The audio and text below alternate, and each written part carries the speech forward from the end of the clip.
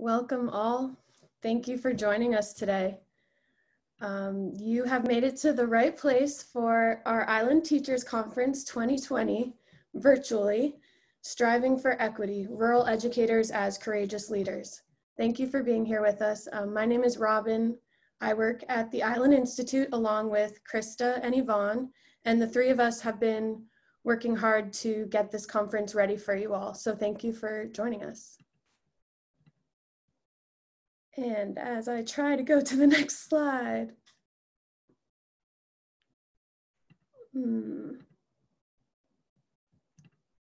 Here we go. So the Island Institute is a nonprofit based in Rockland, Maine, and we work to sustain Maine's island and coastal communities, whether that's building resilient communities, fostering collaborative learning, or supporting courageous leaders. And today for this Island Teachers Conference, and always, even when you're not at this conference, you all as educators and supporters of young people are courageous leaders. Now, take a moment to look at this map of the coast and see if you can locate yourself. I know not all of us may be calling in from the coast today, and that's all right, but think about where you are, the land that you're on. And I'd like to take a moment for us all to acknowledge the land that we're on, because many of us who are here in Maine, we're on the land of the Wabanaki Confederacy, the Micmac, Maliseet, Passamaquoddy, Penobscot, and Abenaki people. And they have stewarded these lands for thousands of years. Some of them are still here today. Last year, Governor Mills formally recognized Indigenous Peoples Day as a holiday instead of Columbus Day in the state of Maine. And this recognition honors the Wabanaki people who have been here and who are still here. And I think it's important to remember that, they've been here for thousands of years, and European settlers have only come here in the past few hundred years. And in arriving in this geography, the settlers deceived the native people, killed many of them, separated families, brought diseases, and mistreated them. And, we're on this land today, which holds a lot of that history looking back in the past few hundred years. So let's take a moment of silence to reflect and to honor the Indigenous people of history and of today.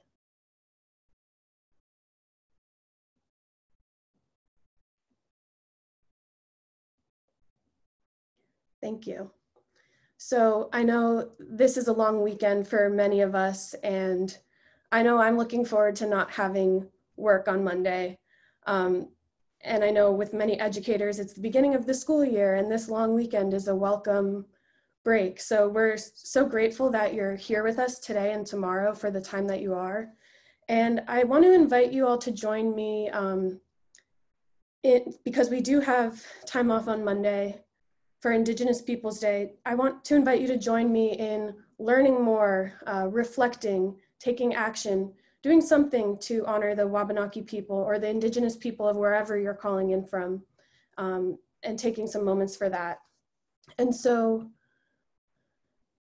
a lot of you have already signed up for sessions at this conference with Maine Wabanaki Reach. We're very excited to have them here today and tomorrow for sessions from 10 a.m. to noon. And their website here in the slides, you can refer to that for more information. If you're not signed up for one of the sessions today or tomorrow and you would like to join, just feel free to send me a message in the chat. There are still a few spots available, but I want to make sure that you would have the background information and materials you will need to participate in the session. Another thing that you can do for your own learning or learning with people in your community is check out the Dawnland and Dear Georgina documentaries. Dawnland is full length, Dear Georgina is about 15 minutes long, but they both are internationally recognized films that are focused on the Wabanaki people here in Maine.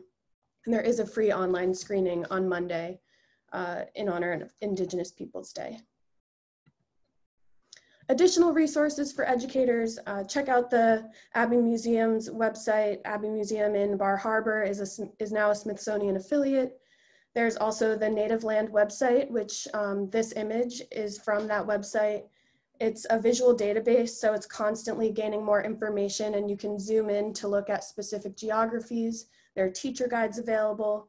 And then I also just wanted to share this recent Boston Globe article about how the myth of Native American extinction harms everyone.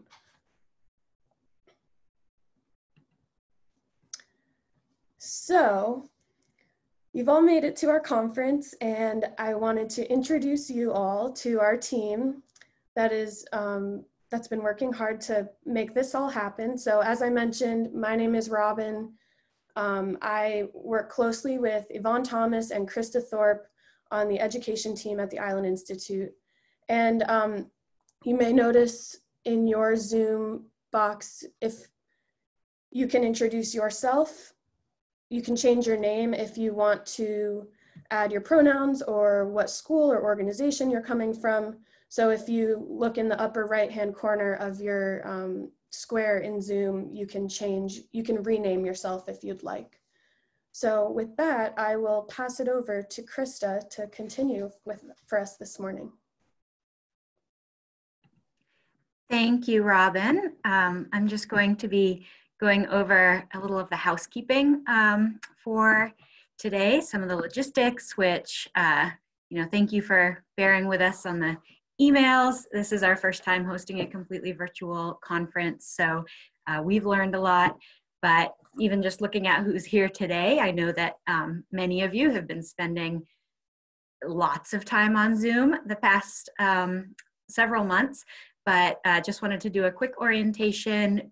All of this conference will take place on Zoom on 3 main links. This link, link A, we have link B, which is linked in the agenda, but each time we are together on Zoom like this, we'll also paste the next links in the chat before the end of the session, just so it makes it a little easier to navigate there. And so on Zoom, to find the chat, if you aren't familiar, you would hover over your Zoom screen and go down to the bottom and either see a chat bubble or have to click on more to select chat, and that'll pull up the group chat where, again, we'll post some important links, and we'll also at times ask you to chat in there to be interactive. As far as any questions that you might have during a Zoom meeting, you could go to that chat and switch from, to everyone to, you could switch it to my name, Krista Thorpe, and as well as email me at cthorpe@islandinstitute. That was provided in the emails. So if you have any tech trouble today, we will have at least a couple Island Institute staff in every session to support you via tech. We are all muted at this point, and then that helps with reducing background noise. And most of you do have your video on at times. If you choose to stop your video, that's also found at the bottom of your screen. But we are kind of creating a sense of community. If you leave your video on, it's great to be able to scroll through and see people. When we're not sharing a slideshow, you can go up to the top of your Zoom screen and switch from speaker view to gallery view if you're not there already, and that way you can see everyone who's in the room with you. The agenda, as we've said a few times, is your roadmap for this document. So I'm going to, just in case you don't have it pulled up already, go ahead and paste it again in the chat here. And this is how you really kind of make sure you're going to the right place at the right time during this virtual conference. We are going to have 15-minute breaks between every session, or really aim to. We'll have music going. Sometimes you can just leave your link right up if that's where you're going to be for the next session, and you can turn off your video and mute, go about your business, or you can leave the room and come back. All right, and then as far as after this conference, you will receive this slideshow. You'll receive all the materials that we have gathered from every single presentation, and you'll have a Google Drive that brings that all together so that you can reference anything that you've seen during this conference. We'll also have a post-conference survey, which is really how we every year plan the conference, is really based on your feedback. So thank you in advance for filling that out. You'll get that email tomorrow afternoon. Even if you only participated in 1 or 2 sessions, it's great to hear your feedback. All right, next slide. We are here to talk about equity, to talk about striving for equity, to acknowledge where we are on our journey, and to hear from others from all different perspectives. So we're so glad to share this space with you. We feel it's a really important topic to be discussing together, and we know that it's also can be heavy and can be challenging to talk about equity issues in our society, in our culture. And so as with all of our meetings that the Island Institute education team pulls together, we like to start off with some working agreements. And so today we have a list of 6 just short calls to action that we'd like to share with all of you and ask your input on. And so I'm going to read them out, and as I'm reading these working agreements out, I'd like you to go ahead and use the chat, and you can chat to everyone, to either let us know what resonates with you, what are you going to focus on in today's session, in any other sessions you're able to attend during this conference. But also, you know, the purpose of these working agreements is for us all to start off in a place where we can have some shared language to create what we'd like to call a brave space to discuss these topics. So if there's anything that you would like to suggest or ask questions about or change, we'll incorporate any feedback to these working agreements. So again, feel free to either type what resonates with you or what you might suggest changing. And these agreements for the next couple days are to stay present, embrace learning, expect non-closure, express your truth, experience discomfort, and take care of yourself. And we hope that, again, you will feel free to get up, eat, drink, anything you need to during this virtual conference. So thanks for typing into the chat which ones are resonating with you, what you would like to really commit to. And yeah, I think we will move on from there. Thank you all for being here.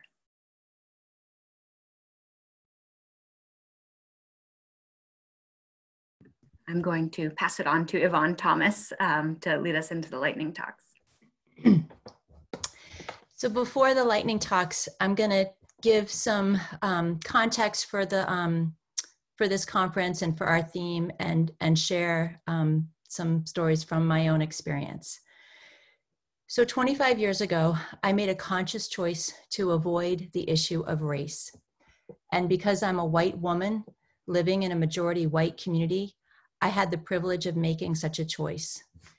It was back in 1994, and I had just earned my master's degree in counseling, where I'd done my student counseling in 2 Boston area schools with populations that included brown and black and white students. And so in that setting, I could clearly see the need to better understand race and diversity and multiculturalism. But I was heading to work on a Maine island school, and my students and my colleagues were almost all white. And because I was going to be in that environment, I told myself that I didn't need to continue to study race issues or emphasize it in my school counseling practice. And I thought that my students didn't need to learn about or understand race either. I'd participate in volunteer efforts in January around MLK Day, and I'd do read-alouds of books by Black authors in February as part of Black History Month, but that was about it. As the school counselor, My main goal was to help students understand and value their identities and their interests and their talents, and then assist them in developing and pursuing post-secondary goals that aligned with who they were as people. So whether it was going to college or going lobstering or going on to do something else. I focused my professional learning on the topics that helped me help them. Topics like conflict resolution and family systems and classism. I thought a lot about equity and access to opportunity. And so, for example, I would plan college trips around the students whose families did not have the capacity to travel. If I had wanted to be equal, I would have simply taken all students on the same college trips. But I wanted equity, and I knew that while a few kids were traveling around visiting schools with their parents, others were not leaving the island. So I prioritized those students who needed my help the most. On a number of levels, I understood and tried to act on the individual and the systemic barriers to positive post-secondary outcomes that were impacting my students. Barriers like poverty and lack of access to mental health and substance use disorder services, as well as gendered and restrictive cultural norms. I was doing good work and I was making a difference, but I was not addressing race, and that was a problem. The United States is projected to become majority minority by the middle of this century, and it is so full of racial tensions that even young children in our small island and coastal communities are aware of them. How can we continue to tell our students that the color of someone's skin doesn't matter, or that we should all just try to be nice and treat everyone the same? I want our students to be able to effectively discuss and take action against all the isms, including racism. How will our students develop these skills if the adults in their lives don't know how to talk to them about oppression in all of its forms? There are many frameworks for understanding systemic racism and other systems of inequity, and I have found one to be especially helpful, and it's called the 4 I's of oppression. The first I is ideological, and it refers to the very intentional ideological development of all of the isms, classism, racism, and so on. At the core of all of the isms is the idea that one group is somehow better than the other group and has some right to control the other group. The dominant group may believe that it is stronger, smarter, more deserving, superior, and the other group is therefore weak, stupid, lazy, or inferior. The next I is institutional, and it is seen in how our institutions and systems reinforce the ideology of all of the isms. The idea that the dominant or better group has the right to control the other group gets embedded into our laws, our education system, the media, public policy, all aspects of society. For example, when a woman makes only 2/3 of what a man makes for the same work, that is institutionalized sexism. Because the dominant group even controls the language that society uses to describe itself, it can make things visible or invisible as needed to protect the dominant group. Interpersonal is the next I of oppression and refers to the way the groups play out violence on each other based on oppression. Ideological and institutional oppression give the dominant group permission to mistreat individuals in the other group. Microaggressions, stereotypes, racist jokes, sexual harassment, discrimination, and violence against minorities are some examples. Many people in the dominant group are not consciously aware of being oppressive because they have internalized messages about the other group and believe that their views of the other group are justified and normal. And the final I is internal or internalized oppression. This is when the dominant group no longer has to exert overt pressure on the other group. The other group has internalized the narratives of inferiority that it has been receiving from the dominant group through the oppressive ideology, the oppressive institutions, and the negative and biased interpersonal interactions. This can lead those in the other group to have feelings of powerlessness and despair and negative views of self and others in the group. Do you know when I learned about the 4 I's of oppression? It was 1 year ago. I was at the School Reform Initiative's annual fall meeting in Boston. School Reform Initiative, or SRI, is a national organization dedicated to equity and excellence in education, and I highly recommend their professional development offerings and resources. I've attended several SRI workshops over the years and therefore have had many opportunities to wake up to the fact that even though I am a white educator working with majority white communities, I do need to understand race. Until last October, I'd clung to the belief that I'd held since grad school, the belief that I didn't need to grapple with race personally or professionally. Back at the SRI conference, I was sitting in a breakout room, a pre-COVID breakout room in an actual room with a group of people sitting close together in a circle with no masks. Our group facilitator was the renowned Jean Thompson Grove, and she was reminding us of the 4 eyes of oppression, and I was getting a pit in my stomach. Reminding us?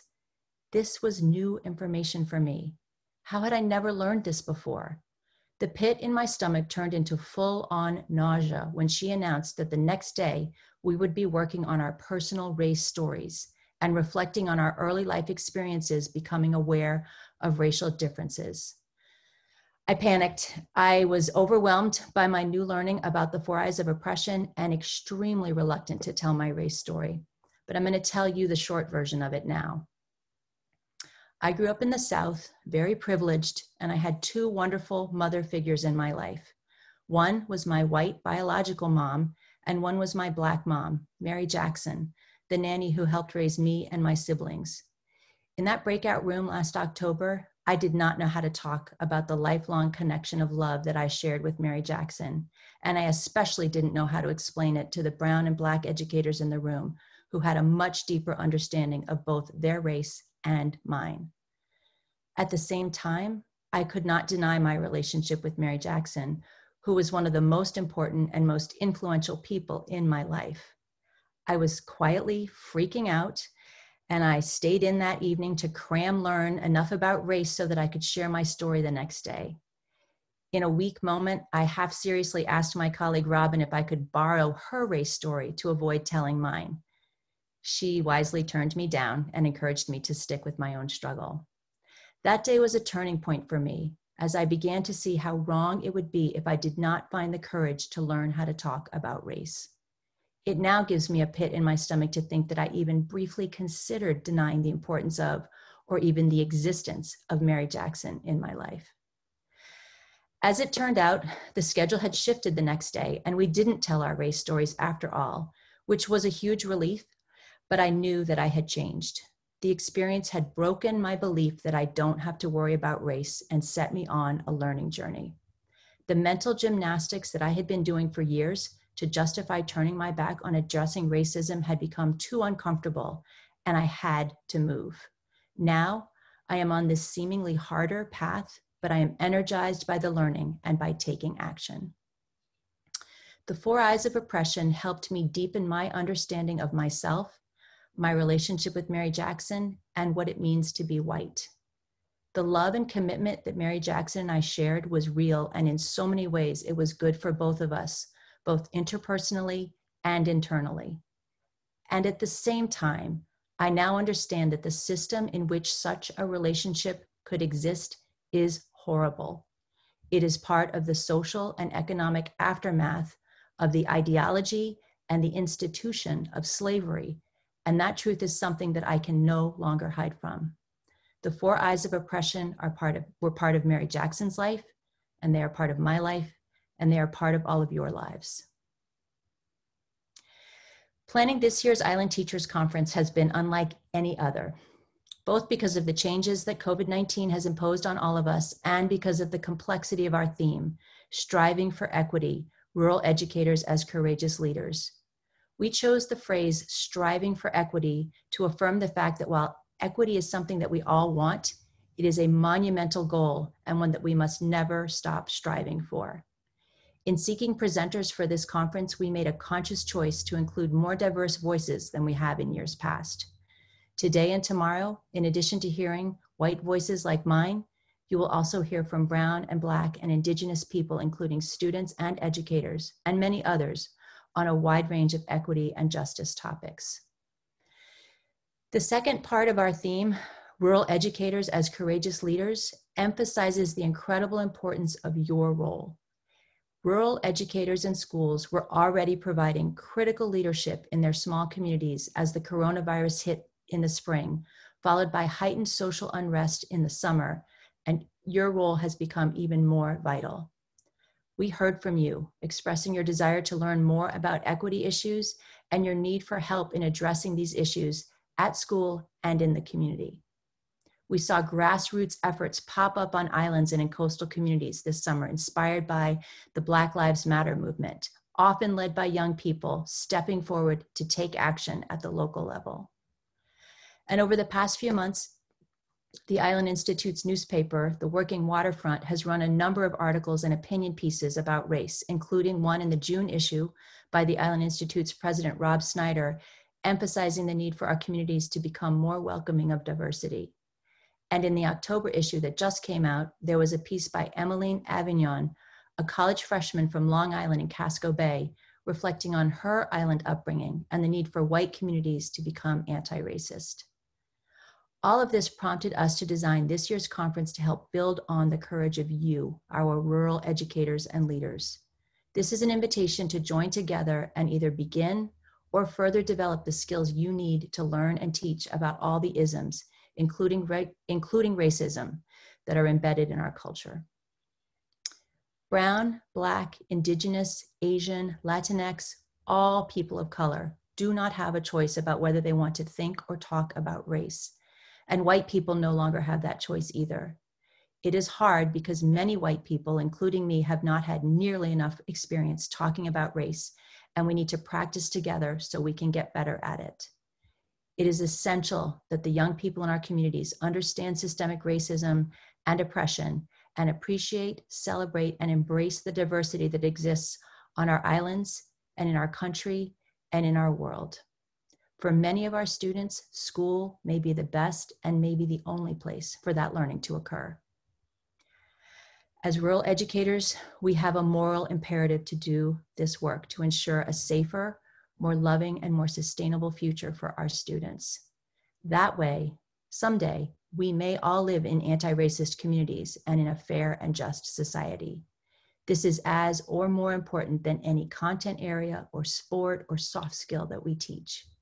We hope that the 2020 Island Teachers Conference will help all of us join together as we strive for equity and become courageous leaders. I want to thank you for being here today to engage in this work. This has been such a challenging time for educators, and we so appreciate you doing whatever it is you had to do in order to be here to participate in the conference this year. We also want to express gratitude to all the presenters for the work that they have done to prepare their amazing sessions for us in this virtual setting. And we want to recognize the fantastic support of so many Island Institute staff members who have helped with this conference. Finally, I'd like to give a very special shout out to my Island Teachers Conference teammates, Robin Chernow and Krista Thorpe, for their dedication, vision, and leadership throughout this event process. I'm so grateful to work with them. Okay, now it's time for us to transition into the lightning talks. They're really going to be more like rainbow talks this year in that they will last a little bit longer than lightning, and they will be on a continuum, a spectrum, from looking at a community-based resource to looking at teacher-focused content to looking at student-led climate action group.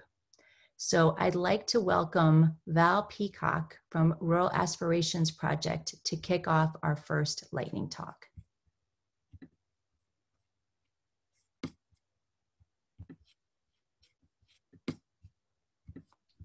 We may need a little tech. Can you hear me? Great. Yes. Okay. Before I jump into this, I think just being the first speaker to speak after you, Yvonne, I feel like I might have to acknowledge and thank you for that story and sharing your personal thoughts there. It's kind of a high bar to set to be the first person to speak after you about a very specific thing, but I'll try my best to live up to it. Thank you so much. And we're switching gears now, so that was big and heavy, but I appreciate it. Okay, I'm just going to share my screen and try to stay in this lightning talk space. Good morning, I'm Val Peacock. I work with Rural Aspirations Project, and I'm here this morning just to tell you a little bit about a collaborative project that we've been working on called Community Learning for Me. There are over 100 organizations involved in this collaboration, but we have a pretty core design team that includes the Island Institute, Island Readers and Writers, Schoodic Institute at Acadia National Park, the Maine Environmental Education Association, and the University of Maine. And Rural Aspirations is the lead partner for this work. Back in March, when COVID hit, we all noticed that many Maine organizations were stepping up to offer amazing resources for families, students, and educators. And we also realized that we had an opportunity to create an online platform that could gather their resources in one place and at the same time create a space for organizations to begin to understand the needs of students, families, and educators. The website, since its start, has been continuing to evolve as needs have changed over the course of spring, summer, and fall. The website has both live and anytime resources from over 100 organizations targeted at students, families, and educators. If you click over to the student pages today, you'll find free online tutoring options from the University of Maine or College of the Atlantic, and you'll find a customized search for, bar that will lead you to many, many more resources for students, including reading time, afternoon virtual art classes, activities for exploring nature, lesson plans, virtual field trips, and more. While many of the CL for Me resources are for youth, we also gather many resources for whole families. Family resources help guardians shift to new roles as formal educators while also navigating the unknowns of COVID. The website is updated daily with both live and anytime resources. The site also pulls together resources to support educators. Over the summer, we held a virtual conference with over 500 participants, a few of whom I see in the room today. And with outdoor learning opportunities becoming so important, we've created resources like the nature-based science page to highlight opportunities for students to get out and for educators to expand their outdoor toolkits. Here's an example of some of the work that happened in May with the Island teachers. Many of the organizations that are part of this collaboration offer free individual curriculum support, which you'll find access to on the site. And you'll find many more live and anytime resources for educators if you dig around. The CL for Me design team meets weekly. Our agendas always start with a reflection of the prior week and a discussion of the newest challenges that we're finding in the communities that we work in. Even as we unpack the craziness of working in education right now, it's often the most optimistic conversation I'll have all week. CL for Me is at its core a celebration of the power of community. The site is looked after by educators who are also parents who have kids in school, and we all care deeply about the people of the state of Maine. New pages and resources pop up just in time to match the needs of our stakeholders. Our work really is from the heart. And two new things I just want to point out to you that you might want to keep an eye out for that are coming up are Wellness Wednesdays, which for the whole month of November, we'll be offering every Wednesday a series of workshops and conferences and workshops and discussions and conversations and activities for educators specifically to think about self-care during this time, like just understanding all of the stress and challenges that educators are facing. So we'll start off the mornings with quick activities that are for teachers to help you kick off your day. Some of them will just be funny things, or they might be physical sort of yoga or stretching or meditations. And then through the day, we'll have other workshop offerings that will dig into some details or expand on more ideas of how to keep yourself as educators happy and healthy during this time. Also, we're starting a conversation series. Many of us know that we're working and thinking in logistics most of the time, but we're also thinking about sort of the broader learning that we're learning about education. And so we'll be starting a conversation series that on October 21st called Reimagining Education. And lastly, I'd just like to thank the Island Teachers Conference for inviting us to be here. We're happy to be able to share this resource with you today.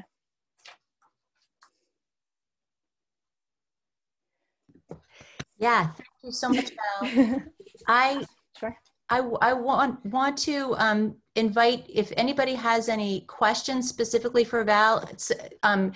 Val has predictably unpredictable internet, as do many of us. And so some of it got a little bit slow at times. But so if there is any questions or any wanting to know about certain resources or hear more about any aspects of what Val presented, and you could raise your hand or put it in the chat.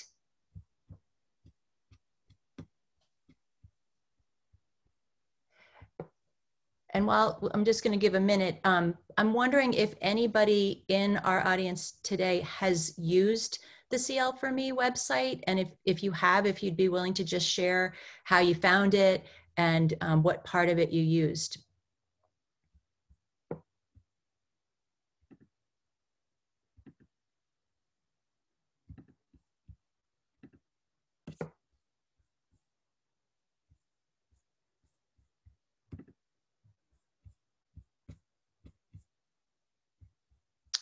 Okay. Oh, do we have one? I'm looking all around to see if hands are up. Do we have anybody? I know that we've shared, especially the tutoring, you know, if you have a student who needs tutoring, because the college students in the education programs also need experience working and teaching. I just feel like that's a really amazing one that when I share that with people, they are ready to like go look for it and follow up, because it's a range of subjects, range of ages, and with the virtual setting for a lot of students not having as much individual support, that tutoring can be a real great option. Yeah, thank you for highlighting that. The other thing is that, as Krista pointed out, we have these kind of 15-minute blocks between times. So if you want to take some time to look at the website and poke around and you have a question, please feel free to reach out to Val or to one of us that's involved in the website. And also just, I kind of encourage you to sort of have it be one that you sort of check back in with from time to time, because it is constantly changing, and we are, as Val said, really responsive and wanting to kind of keep it changing as the needs change. And then also, if you're looking at it and you're like, hey, how come such and such organization from my community isn't there, or what about this other cool thing that we do, let us know, because we're, as Val said, we're trying to add and keep it fresh and make sure that it's really both providing the resource that teachers and students need, but also a place for organizations to get the word out about the good work that they're doing. So so help us make it as good and responsive as it can be for our communities. Okay, just one quick check of the pages I've got here. All right, let's transition now to hear about the Learning with Moose website that Beth Lambert from the Maine Department of Education is going to tell us about. So welcome, Beth. Hi, great, thanks. Thank you very much for inviting me this morning, and to all of you for being here and all that you're doing every day to support our students during this difficult time and all times. So really glad to be here. My name is Beth Lambert. I'm the Director of Innovative Teaching and Learning at the Maine Department of Education. And one of our projects in the Office of Innovation this year has been the Moose platform. The Moose Maine Online Opportunities for Sustained Education platform is an innovative initiative by the Maine Department of Education to increase and enhance access to high quality learning experiences for students and high quality teaching resources for teachers and parents. In collaboration with curriculum coordinators, Maine educational community organizations like museums, learning centers, and of course, our Maine educators, Moose is an asynchronous library of learning modules that are aligned to the Maine learning results. Moose modules are interdisciplinary and project-based that provide anytime, anywhere learning options and resources to ensure that learning is active and engaging, and maybe most importantly, can remain continuous even during a global pandemic. These asynchronous modules are designed to be student-driven and self-paced. The Moose platform is not a learning management system. Students don't enroll in the courses. There are no formal grades assigned based on module completion. While these modules can be leveraged in a variety of ways, Moose modules do not comprise a curriculum in and of itself. Each module can stand alone and addresses its own essential question and has its own project at the end. They're designed and created by educators for Maine students and educators across the state. These Moose modules are licensed as Creative Commons, attribution share alike, so that they can be easily tailored and taken by educators and adapted for the use within their own classrooms. The Moose modules are centered around the exploration of innovative, remote, and asynchronous learning experiences, and no two of them are quite the same. So we encourage you to go on and poke around and check them out. I want to give you a better idea of what the modules look and feel like. So we'll take a closer look, and I'm going to dive into 3 of them that are a little bit different and represent some of the sort of buckets that they fall into. But please, as it said, it's free and open, so we encourage you to access it on your own and poke around. So I'm going to share my screen now.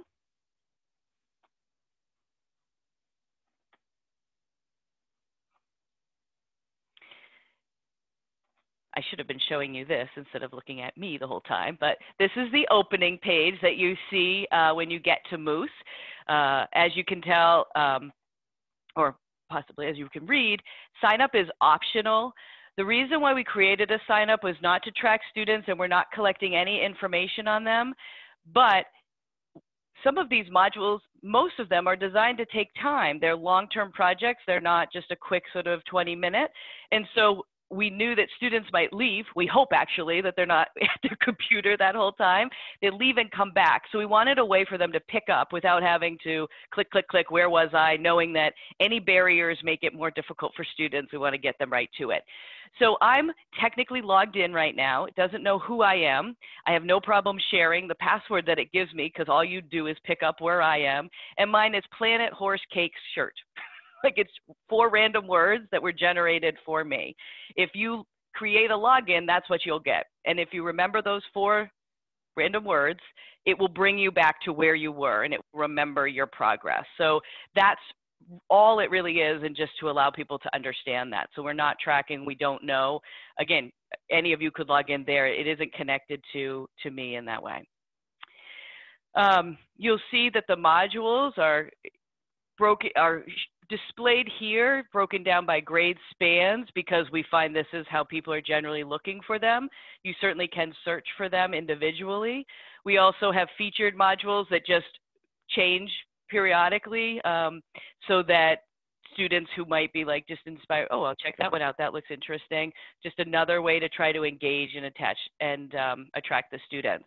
And then just a little bit about the program and going back to our website, of course. So we're gonna dive into one of the earlier elementary modules, and this is a 3rd grade module for weather and engineering. So in this module, what you'll see, like every module, there's an introductory page on here. It's going to give you just a little bit of information to hopefully pique a student's interest about the topic. It's going to give you a little map here that's going to tell you about what the module will take you through, what you can predict. The way the mapping systems work are these dark colored dots are sort of the path you'll go on. And then there's sometimes optional assignments or choices that you'll see that sort of veer off, and those are the open dots for students. And we'll look more at that in depth as we dive in. This is a module example of, it was created in Google Slides and embedded directly into the platform. This platform is custom designed for Moose and our needs.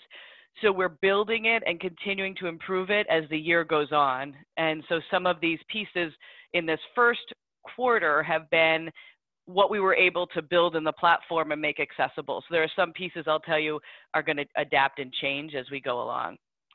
So in this, you can see that we're in a welcome slide deck. There is on the left-hand side, 6 slide decks, excuse me.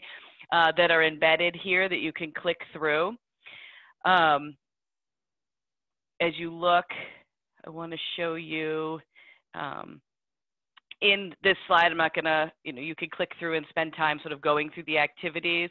Something that's helpful in here, in this is embedded some helpful hints. We know is particularly in our younger grades, even though these are designed for a student who may not have any help at home, we also recognize that often our most youngest students have someone aiding them. It's unlikely that a very early elementary student is just, I'll go online and learn Moose today without any guidance. So we wanted to embed some helpful hints. And so here's something in this module where if you are a parent and you want some information on what this module and how to connect this module for your student, that is embedded right in here.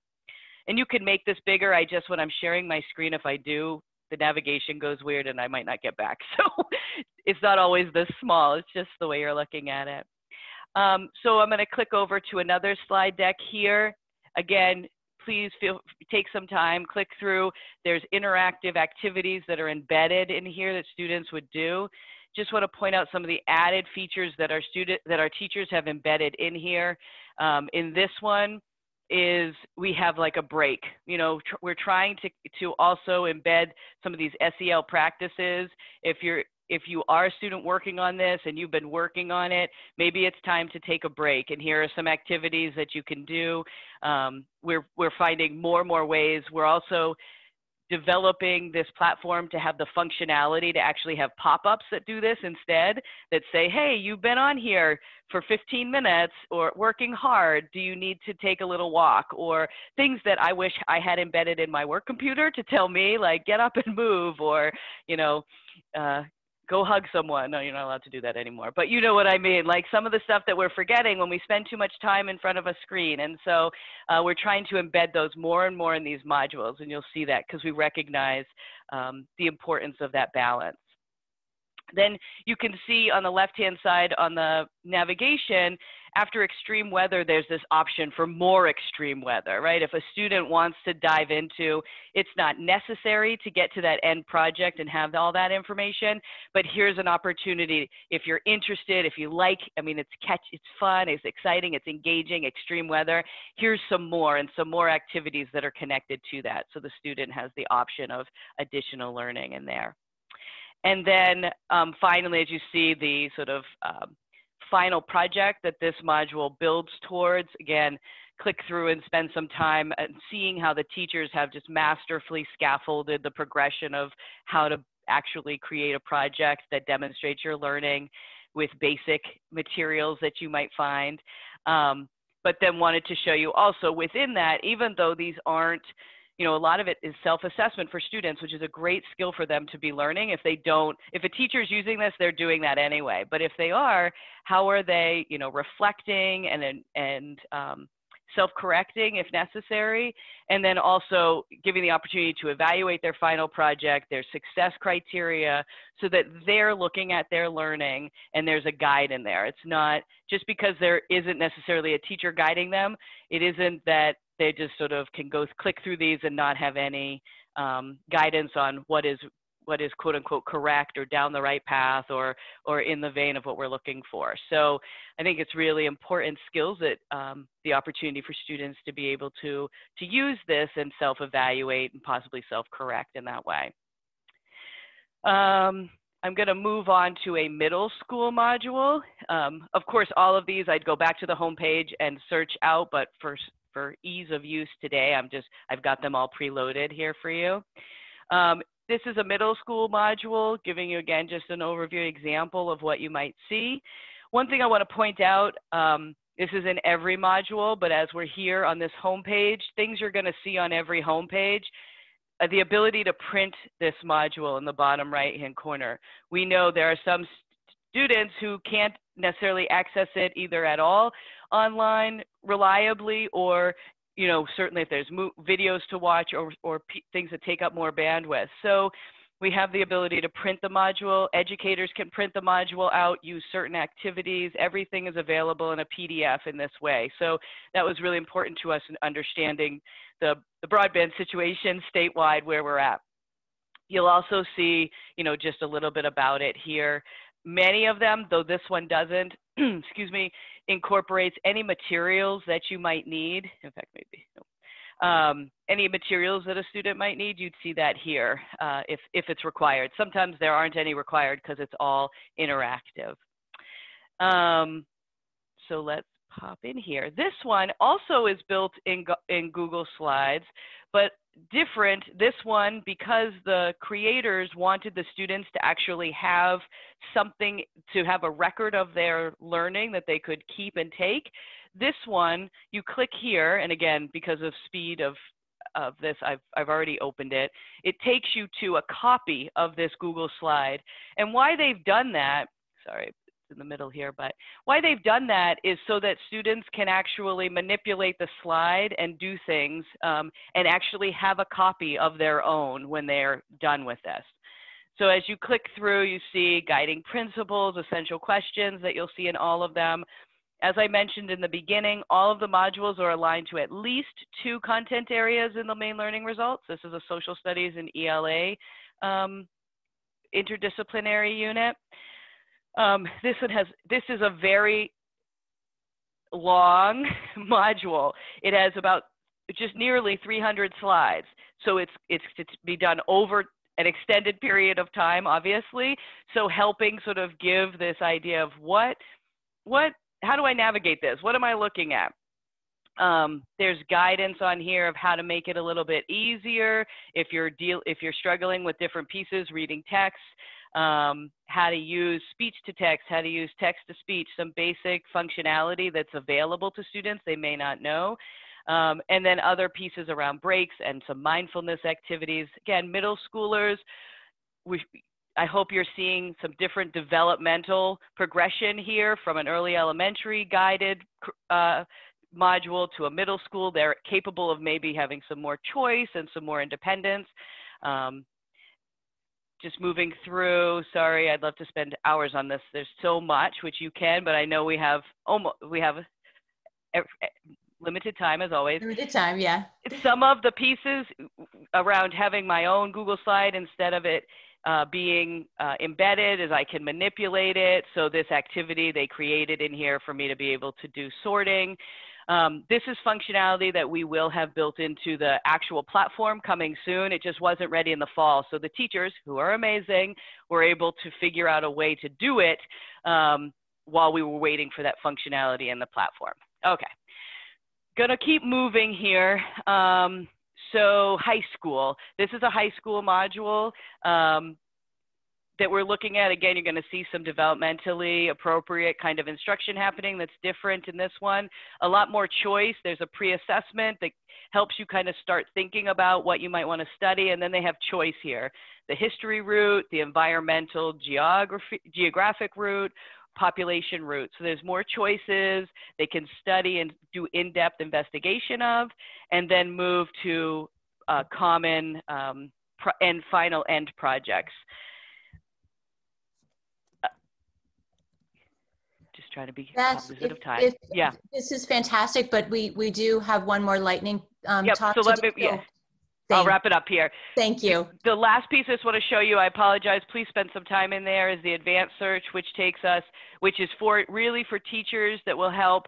They can search by standard. If you are looking for something to use in your class or supplement instruction, you can search here by grade, topic, activity, or standard, because we did get that feedback. We've been hearing overwhelmingly from teachers who are using this either because they love the module and they're like, do this module when you're in a remote learning. For some of our schools that have unfortunately had to go to remote due to outbreaks, they've used this as emergency type learning for students to be able to and also just for teachers who are trying to navigate teaching online and learning how to create those interactive, having models and pieces, because it is all Creative Commons. We can share it and teachers can manipulate it as much as they like, and so that has been really useful as well. So really excited about it. Hopefully it's piqued your interest if you haven't checked it out yet.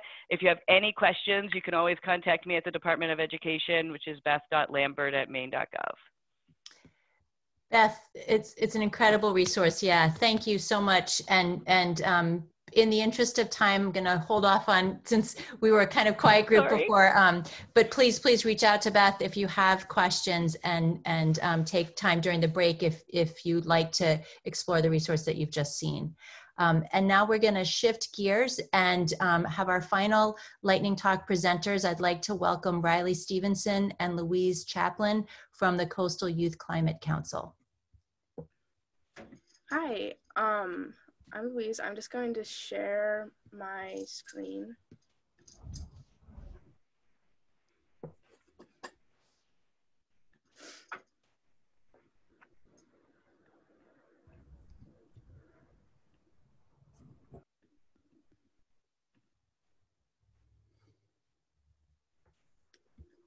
So yeah, my name's Louise Chaplin, and I'm presenting with Riley Stevenson. Riley, do you want to introduce yourself? Yeah, my name's Riley Stevenson. I use she, her pronouns, and I'm a senior at Lincoln Academy, and I'm from Waldboro. I'm the executive director of the Coastal Youth Climate Coalition and started the group earlier this year. I got involved in climate organizing through the Maine Youth Climate Strikes and Maine Youth for Climate Justice Networks. My name's Louise Chaplin, and I'm a freshman at the University of Maine, and I'm majoring in environmental science, and I'm the financial director and strikes coordinator for the Coastal Youth Climate Coalition, and I think that's pretty much it. So I started CYCC this past winter just before coronavirus hit because I recognized that there's a real geographical gap in climate organizing. In places like Portland and Lewiston, the students are connected because they organize in their shared schools and communities and generates lots of momentum. But in more rural places, schools tend to become more isolated and activists tend not to know each other. This doesn't mean that the work isn't happening, but the communities are far less connected than in more populated hubs. This was made really obvious to me after I spoke at an event in Belfast, in which I spoke alongside some Mount Desert Island students who I'd never met. After that, I started CYCC with the hopes of connecting students and creating opportunities to share resources in the unique Midcoast and Downeast regions. Currently, as you can see on the map, CYCC exists between Brunswick and Mount Desert Island with 16 participating middle and high schools and over 50 students involved. Sorry, I just can't, I don't think I could look at this and my notes at the same time. Riley, what?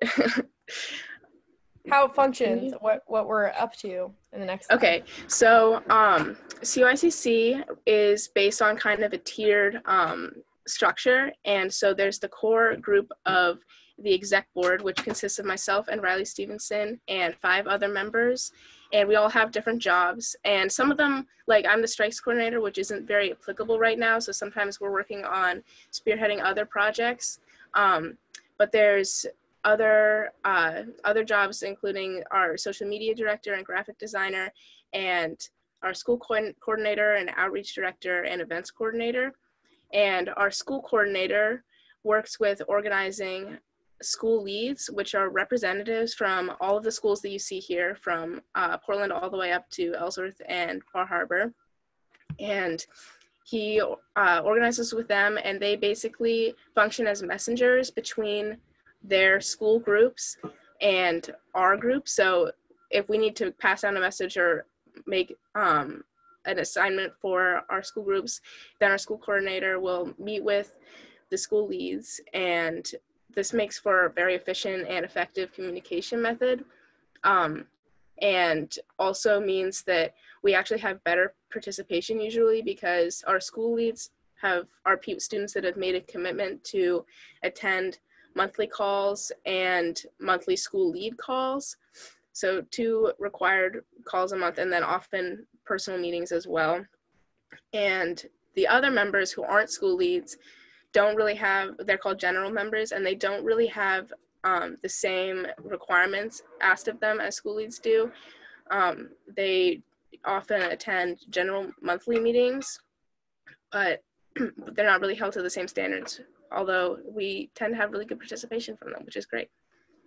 And if you go to the next slide, so this is a picture of the executive board. We've only gotten to meet in person once, but we went on a hike, social distance, of course. And then the next slide is from our most recent general call. So as Louise was just saying, we hold monthly general calls. This month we had 22 people, which we were really excited about. So the general calls happen once a month, and then other subgroups of CYCC meet separately. So we have a few working groups who work on things like policy, strikes, and solar, and then also have the school leads program, which meets more frequently. But yeah, the general calls are sort of the base level how folks get involved, and they're great chances for us to share resources and talk about what we're all working on. And then the next slide. So we use the app Slack to keep each other in the loop as well. We're not great about keeping it, but we have 65 members. So that's very exciting, and that's a great way for us all to get involved and stay organized. And then moving to the next slide. Just a little bit about how to get involved. Louise, I can take this because you don't have your notes. So sort of at this point, there are several ways to get involved as an adult ally for all of you who are here. We're always looking for adults who can support us in various ways, especially community partners like the Island Institute who give us opportunities to do things like this. For now, feel free to contact either Louise or myself. If you're interested in being involved on our email list, you'll be sent newsletters and other opportunities that we want to share with folks. We're also looking for teachers who will support students in these schools that are a part of CYCC, especially students who are trying to start climate groups. And for students to get involved, it's sort of similar, just reach out. The executive board is really focused on making sure that we personally onboard any students who are joining the group or just anyone who's interested in learning more. So again, our contact information is here. Please reach out to us. We love students who are already organizing and love even more getting students involved. So if you know of anyone who maybe is a little bit nervous or scared, again, it's super personal and not intimidating at all. And we just love having more young people involved. Feel free to share the CYCC contact information or either of ours. And I think that's it. Thank you guys so much for having us. Oh, thank you so much for this amazing work that you're doing. And yeah, little silent clapping. We do have just a few minutes before we have to transition to the break. So I want to see if anybody has any questions, either to raise their hand or to put in the chat for Riley and Louise.